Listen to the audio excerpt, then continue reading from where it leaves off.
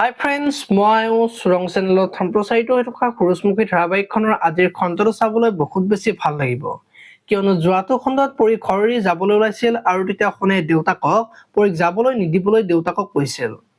আৰু তেতিয়া দেউতাকৰ বহুত বেছি খং উঠিছিল আৰু শুনক গালি পাৰিছিল। আৰু তেতিয়া ৰত্নই পৰীক তই কলৈ যাবি বুলি সোধাত ভাগ্যই যলৈকে লৈ যায় তালৈকে যাম বুলি কৈ পৰী ওলাই যোৱা দেখিবলৈ পাইছে। এই খণ্ডটোত শুনে পৰীক ঘৰলৈ উভতাই নিবলৈ দেউতাকক ৰিকুৱেষ্ট কৰি থাকিব আৰু তেতিয়া দেউতাকৰ খং উঠিব আৰু তাই কথা পাহৰি যায় আজিৰ পৰা তাই আমাৰ বাবে নাই বুলি শুনক ক'ব আৰু তেতিয়া শুন চিন্তাত পৰিব।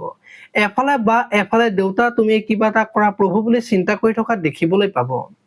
এইফালে আকৌ পুৱতি আজি পৰীৰ কথা মনত কৰি থাকিব আৰু তেতিয়া বাই দেউতাৰ কথা এবাৰ নুশুনিলে এতিয়া মানুহে কি বুলি ক'ব, ঘৰ সকলো মান সন্মান শেষ হৈ যাব বুলি ভাবি থকা দেখিবলৈ পাব।